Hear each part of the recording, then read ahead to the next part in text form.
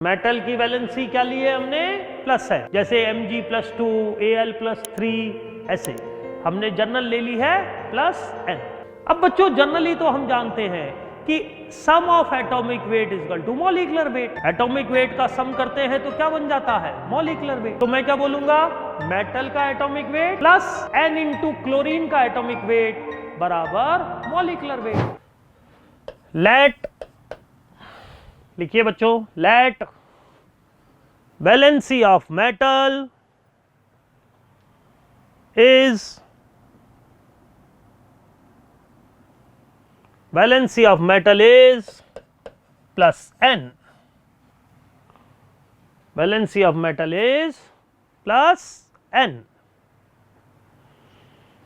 तो बच्चों मेटल है m प्लस n और क्लोरीन तो -1 होता ही है।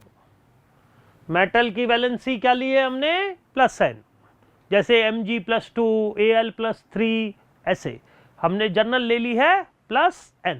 मेटल की वैलेंसी m प्लस n और क्लोराइड तो बच्चों आप जानते हो Cl- होता है। अब फॉर्मूला बनाना जानते हैं आप लोग? समझ लो बच्चों, फॉर्मूला कैसे बनाते हैं? ऐसे क्रॉस में ले जाओ तो जनरल फॉर्मूला बन जाएगा MClN। मेटल क्लोराइड का जनरल फॉर्मूला लिखते चलिए, साथ साथ नोट डाउन करते चलिए। मेटल क्लोराइड का जनरल फॉर्मूला क्या बन गया? MClN। अब बच्चों जनरली तो हम जानते हैं कि sum of atomic weight is equal to molecular weight. Atomic weight का सम करते हैं तो क्या बन जाता है? Molecular weight. तो मैं क्या बोलूंगा? मेटल का atomic weight plus n into chlorine का एटॉमिक वेट बराबर मॉलिक्यूलर वेट। तो molecular weight is equal to atomic weight of metal plus n into chlorine का कितना होता है बच्चों? 35.5।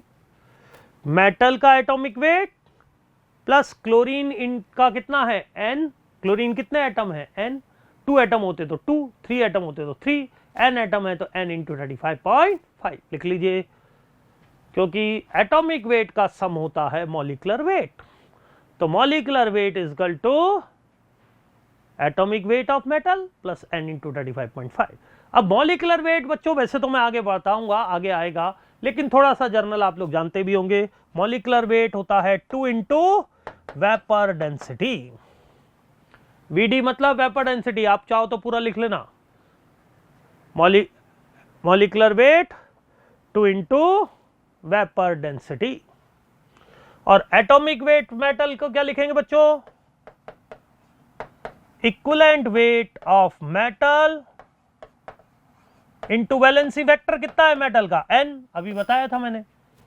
Equivalent weight into valency factor, equivalent weight into valency vector कितना है? n, और यहां पर n इंटू 35.5।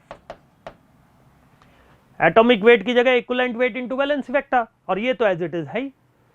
अब बच्चों 2 इंटू वेपर डेंसिटी, यहां पर n कॉमन आ गया, इक्विवेलेंट वेट को मैं E से रिप्रेजेंट कर देता हूं, देख लो आप, n दोनों में कॉमन आ गया, इक्विवेलेंट वेट को मैंने E से लिख दिया है प्लस 35.5।